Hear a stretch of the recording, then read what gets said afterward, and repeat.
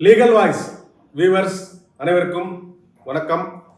நியோமேக்ஸ் வழக்கின் அப்டேட்டுகளை நம்ம சேனலில் வந்து தொடர்ந்து பார்த்துட்டு இருக்கிறோம். அதன் தொடர்ச்சியாக இன்று மாண்புமிகு நீதியரசர் பரத சக்கரவர்த்தி அவர்கள் நீதிமன்றத்தில் சென்னையில் கேன்சலேஷன் ஆஃப் பெயில் ஜாமீன் ரத்து வழக்குகள் விசாரணைக்கு வந்தது. அதில் பிபி வந்துட்டு இன்னைக்கு வர்றது வந்து அந்த ஆட்சேபனைகள், அசையும் சொத்துக்கள், வாகனங்கள் இருக்கு இல்லையா, மூவபிள் ப்ராப்பர்ட்டிஸ், வெஹிக்கிள்ஸ் மற்றும் கோல்ட் அண்ட் சில்வர், அதற்கு ஆட்சேபனைகள் ஏற்கனவே போன வாய்தால சொல்லியிருந்தாங்க. அதெல்லாம் இன்னைக்கு கன்சிடர் பண்ணுவோம்னு சொல்லியிருந்தாரு.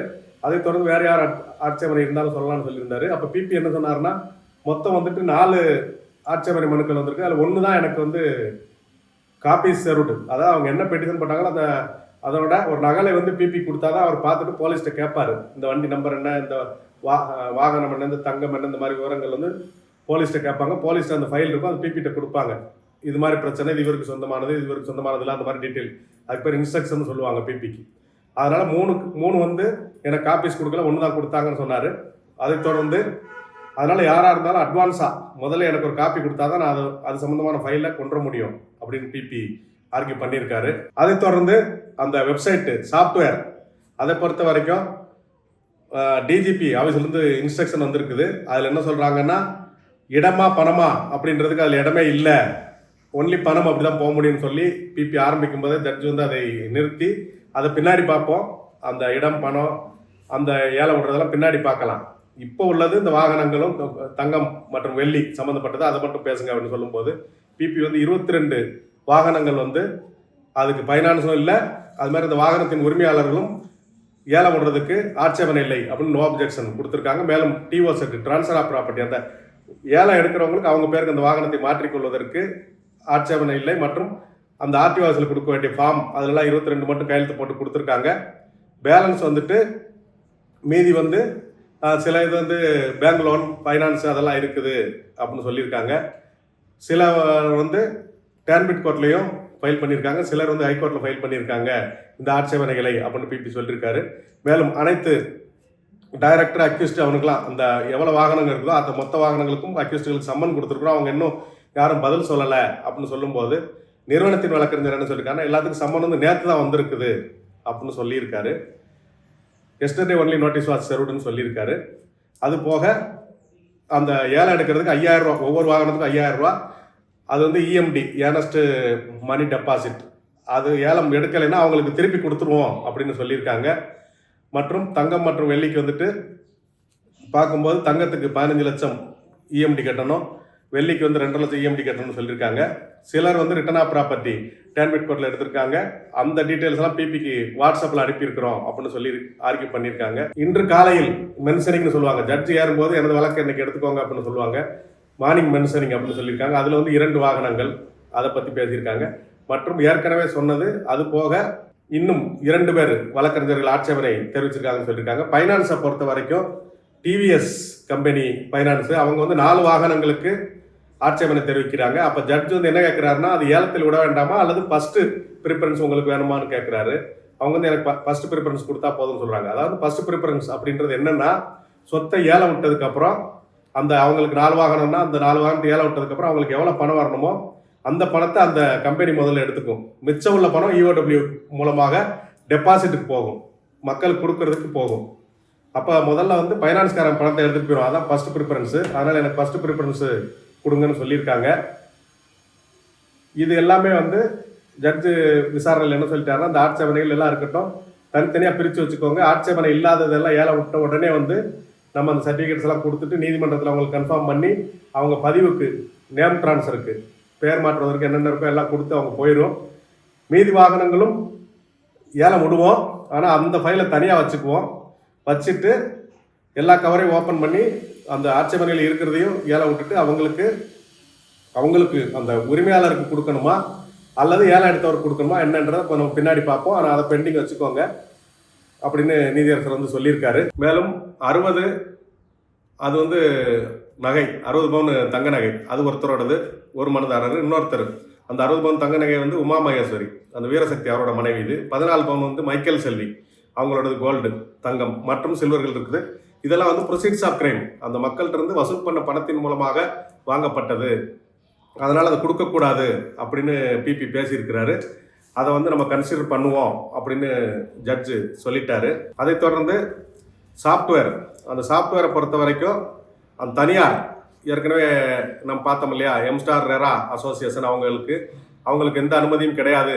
ஒரு தடவை அவங்களை கூட்டு போய் விசாரிச்சுட்டு அவங்களுக்கு அனுமதி இல்லைன்னு சொல்லியிருந்தாங்க. திரும்ப போன வாய்தாலையும் ஜட்ஜ் என்ன சொல்லிட்டு அவங்க என்ன சொல்கிறாங்கன்னு கேளுங்க அப்படின்னு சொன்னாங்க. நான் கூட்டு போய் கேட்குறோம், ஏடிஜிபி ஐஜி முன்னாடிலாம் கூட்டு போய் அவங்கள கேட்குறோம் அப்படின்னு சொல்லியிருந்தாங்க. இது இப்போ வந்து திரும்பவும் அவங்கள கூட்டிகிட்டு போய் நாங்கள் விசாரிச்சுட்டோம், அவங்களுக்கு வந்து அனுமதி இல்லை. இது வந்து டிஎன்இ கவர்மெண்ட் அப்படின்னு சொல்லி டிஎன்இகா அப்படின்னு இருக்குது. அந்த வெப்சைட் எங்கிட்ட வந்து பெரிய அளவில் டெக்னிக்கல் பெரிய அளவில் டிபார்ட்மெண்ட்லாம் இருக்குது, அதனால் நாங்கள் பார்த்துக்குறோம் அப்படின்னு சொல்லிட்டாங்க. அப்போ அந்த ரெரா அசோசியேஷன் ஆட்சேபனை செய்யும்போது ஜட்ஜ் வந்து கொஞ்சம் பொறுங்க, இவங்க வந்து காலதாமதப்படுத்துறதுக்காக அரசாங்கம் செஞ்சிரும்னு சொல்கிறாங்க அப்படின்னு அந்த அசோசியேஷன் சார்பாக பேசும்போது ஜட்ஜ் வந்து கொஞ்சம் வெயிட் பண்ணுங்கள், உங்கள் இதே நான் மைண்டில் வச்சுருக்கிறேன், மனதில் வச்சுருக்கிறேன், அது பின்னாடி பார்க்கலாம், அவங்க ரொம்ப லேட் பண்ணால் அப்போ வந்து உங்களுக்கு என்ன செய்யணும்னு சொல்கிறேன் அப்படின்னு சொல்லியிருக்காரு. அதற்கப்புறம் தொடர்ந்து இந்த வெரிஃபிகேஷன் ஏற்கனவே போன வாய்தால வந்து 5000 புகார்களை வந்து நாங்கள் சரி பார்த்துட்டு ஏற்றிட்டோம்னு சொன்னாங்க. இப்போ வந்து மொத்தம் 8450, அதாவது 3450 வந்து இப்போ வெரிஃபை பண்ணியிருக்கிறோம் அப்படின்னு சொல்லும்போது ஜட்ஜு சைமல்டேனியஸாக நடக்குதுன்னா ஆமாம், அது நிறுவனத்தாரும் போலீஸும் சேர்ந்து தான் செய்கிறாங்க அப்படின்னு சொல்லியிருக்காங்க. மேலும் சில மனுதாரர்கள், நான் வந்து சில மனுதாரர்கள் கிரிமினல் ஓபி ஃபைல் பண்ணியிருக்கிறேன் ஆட்சேபனைகளை தெரிவித்து, அதாவது வாகனங்களை வந்து ஏலத்தில் விடக்கூடாது ஆட்சேபனை தெரிவிச்சிருக்குன்னு சொல்லும்போது ஜட்ஜு வந்து என்ன சொல்கிறேன், மிஸ்சலேனியஸ் பெட்டிஷன் பல்வகை மனு அப்படின்னு போட்டு வந்தால் தான் இந்த மனுவில் வரும். இல்லாட்டி போனால் நீங்கள் கிரிமினல் சிஆர்எல் ஓபி எப்படி நம்பர் பண்ணீங்க, மதுரையில் யார் ரெகுலராக விசாரிக்காங்களோ அங்கே போயிடும், அது என் முன்னாடி வராது. ஒன்று நீங்கள் வந்து அஃபிடவிட்டாக போடுங்க என் முன்னாடி, அதாவது பிரமாண பத்திரம் தாக்கல் செய்யுங்கள், இல்லைன்னா குற்றவியல் பல்வகை மனுவாக மிஸ்சலேனியஸ் பெட்டிஷனாக பண்ணுங்க அப்படின்னு சொல்லியிருக்காரு. மேலும் உங்களை எல்லாரையும் கேட்டு தான் ஒரு முடிவு எடுப்பேன், உங்களை கேட்காம எதையும் கன்ஃபர்மேஷன் பண்ண நோ கன்ஃபர்மேஷன் வித்தவுட் ஹியரிங் அப்படின்னு வந்து சொல்லியிருக்காரு.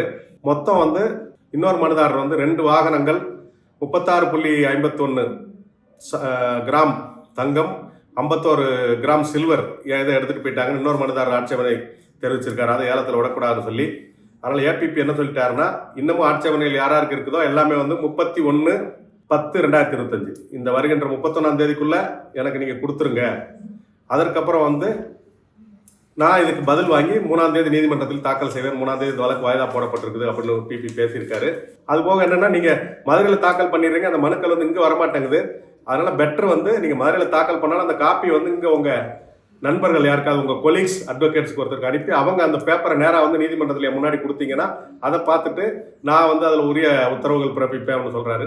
அப்புறம் சில மனுதாரர்கள் சைடில் இருந்து என்ன சொல்லியிருக்காங்கன்னா, இவங்க வந்து இவங்க ஒத்துழைப்பு தராமல் அந்த என்னோட சொத்துன்னு கிளைம் பண்ணால் அவங்க பெயிலெல்லாம் கேன்சல் பண்ணுங்க அப்படின்னு பேசியிருக்காங்க.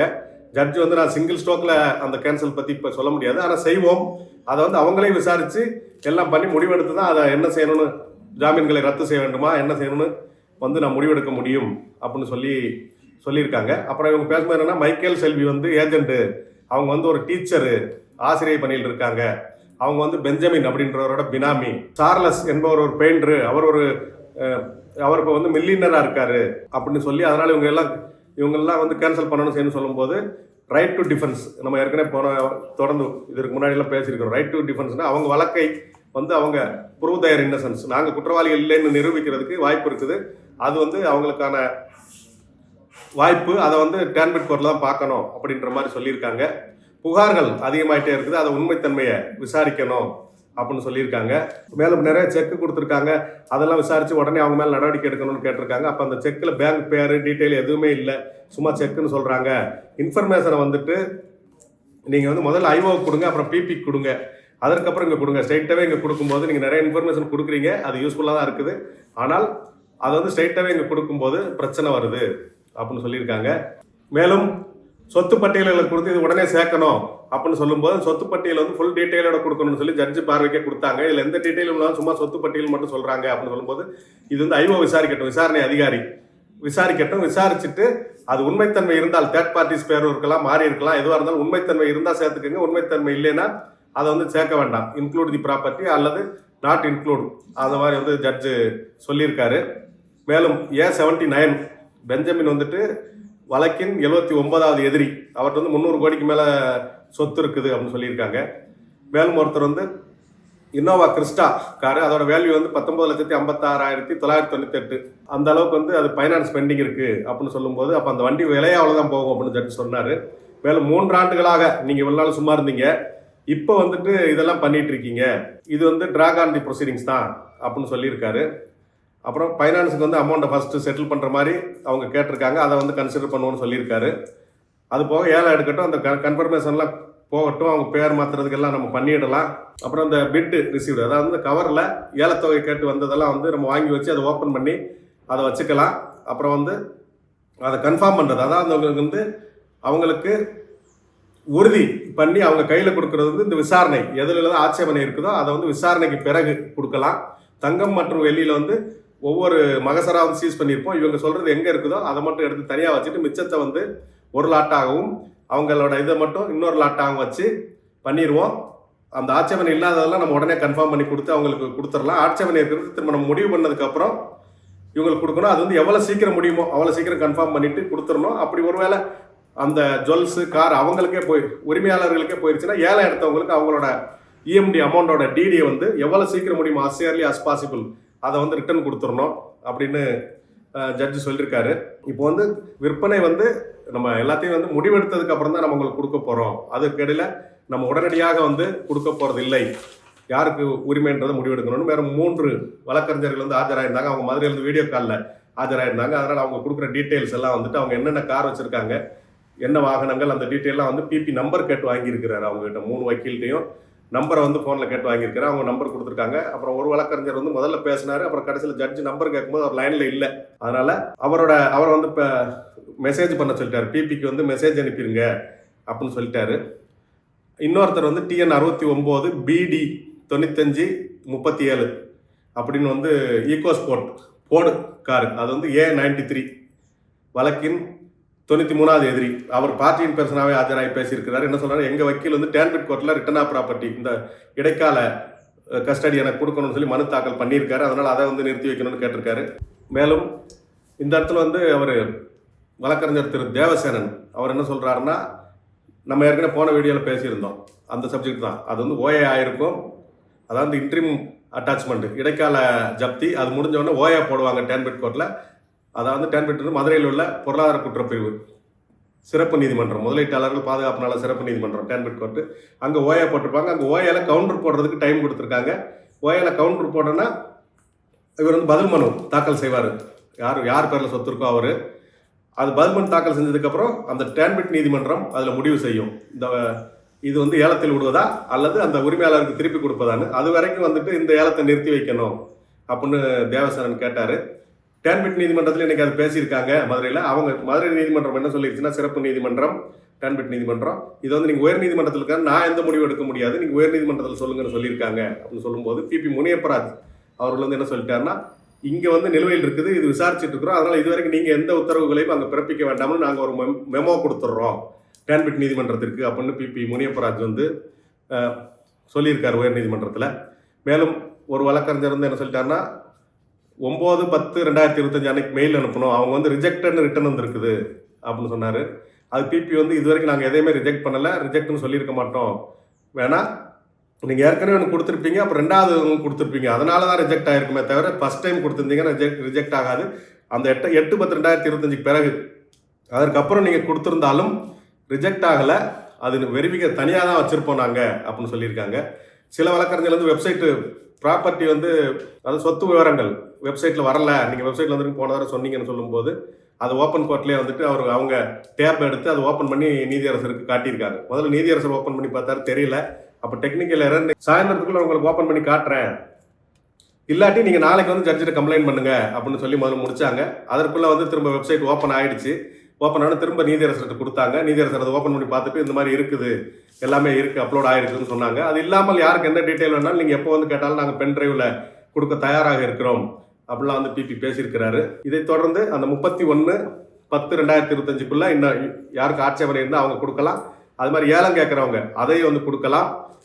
இது வந்து அதுக்கப்புறம் 3/11/2025 எல்லாமே வந்து அடுத்த வாய்தால உயர்நீதிமன்றத்தில் முடிவெடுக்கப்படும். அது வரைக்கும் வந்துட்டு ஏற்கனவே வெரிஃபை பண்ண சொத்துக்கள், ஏற்கனவே கண்டறிந்த சொத்துக்கள் வேல்யூஷன் பண்ணது போக இன்னும் வேல்யூஷன் பண்ண வேண்டியது, அட்டாச் பண்ணுறது, அந்த நடவடிக்கையெல்லாம் போகும். இன்னமும் புதுசாக யாராவது தகவல்கள் கொடுத்தாலும், சொத்து சம்பந்தமாக தகவல்கள் கொடுத்தாலும் அதையும் வந்து வெரிஃபை பண்ணுவோம் அப்படின்னு சொல்லியிருக்காங்க. இன்னொன்று என்னென்னா, அப்புறம் ஒரு சில சொத்து டீட்டெயில்கள் சில முதலீட்டாளர் வழக்கறிஞர் கொடுத்துருந்தாங்க. அதற்கப்புறம் அது சம்மந்தமாக பேசும்போது தீர்ப்பில் வந்துட்டு அந்த சொத்து விவரம் வரணும்னு சொல்லும்போது அது ஹையர் லாக் கன்சல்டன்சி அப்படின்றது, அந்த ஹையர் லாக் கன்சல்டன்சி சொத்துக்களை வந்து ஜப்தி பண்ணணும் அப்படின்னு மனு கொடுத்துருக்காங்க. அந்த டீட்டெயில்ஸ் கொடுத்துருக்காங்க. அதை வெரிஃபை பண்ணி நடவடிக்கை எடுக்கணும் அப்படின்னு நீதியரசர் அவர்கள் சொல்லியிருக்காங்க. இதைத் தொடர்ந்து வழக்கானது 31/10/2025 இந்த ஆட்சேபனைகளையும் ஏலத்தொகைகளையும் கவரெல்லாம் வந்து சேரணும். 3/11/2025 அன்றைய தேதியில் மீண்டும் விசாரணைக்கு வரும். இதான் இன்னைக்கு நடந்த நீதிமன்ற நடைமுறை. இதைத் தொடர்ந்து பார்ப்போம். நன்றி, வணக்கம்.